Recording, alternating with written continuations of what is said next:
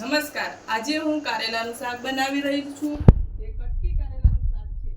કારેલાનું શાક હંમેશા ભરીને બધા બનાવે છે, પણ હું નવી રીતે કટકીથી બનાવું છું અને તે ખાવામાં ખૂબ જ સરસ લાગે છે. તેમાં આપણે લઈશું કારેલાની કટકી કરશું, ટમેટાની કટકી, ખાંડ, લસણવાળી ચટણી અને મિક્સ ચવાણું કે જે તમે ગમે તે કંપનીનું લઈ શકો છો.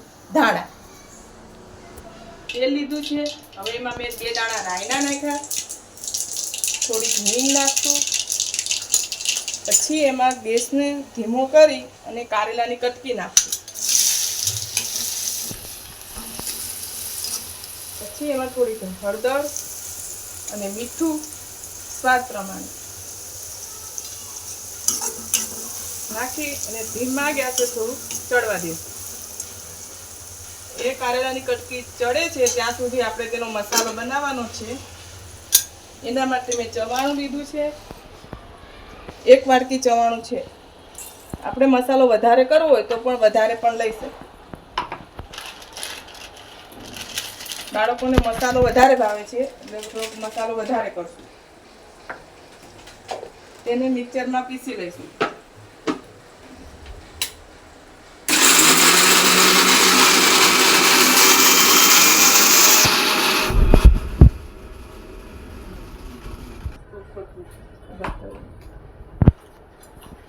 આ ચવાણાને આપણે ભૂકો કરી દીધો, બરાબર. હવે એને ડીશમાં કાઢશું કે બાઉલમાં લઈ લઈશું.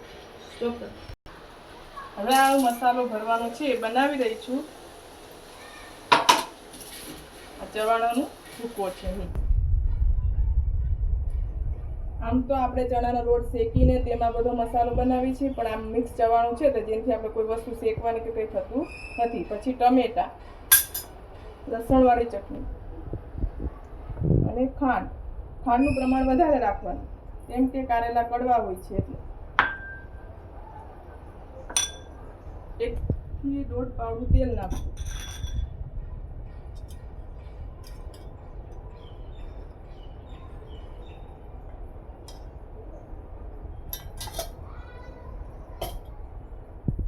આમાં મીઠું કે કશું નાખવાની જરૂર નથી, કેમ કે ચવાણામાં બધી વસ્તુ ખટાશ મીઠાશ આવી જાય છે.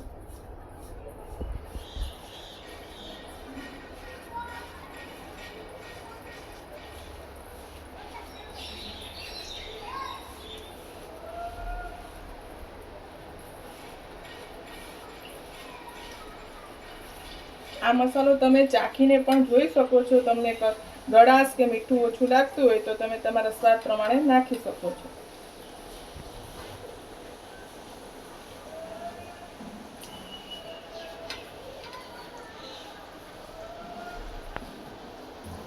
આ રીતે શાક ખૂબ જ ઝડપી બને છે અને કડવું પણ નથી લાગતું બિલકુલ.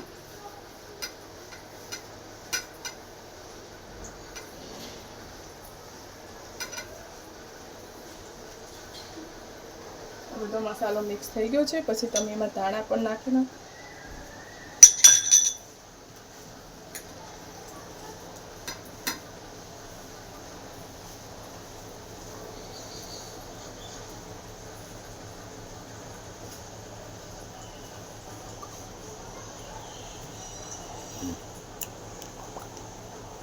પેલા ચેક કરી લઈશું કે જે ચડ્યા છે કે નહીં. આપણે 2 કે 3 કારેલાની કટકી કરી છે. જો કે ચડી ગયા છે, થોડાક પછી ચડવા દઈશું એટલે કે એની કડવાશ બધી નીકળી જાય.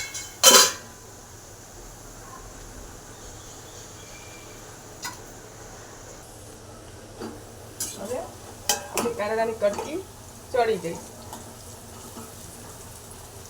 એમાં આપણે મસાલો ભરેલો જે મિક્સ કર્યો બધો મસાલો એ નાખી દઈશું.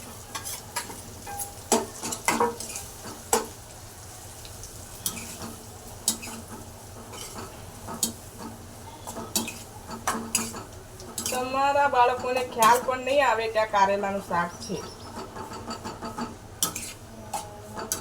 હવે તેને ચડવા માટે થોડોક રસો બનાવવા માટે આપણે થોડુંક પાણી નાખશું.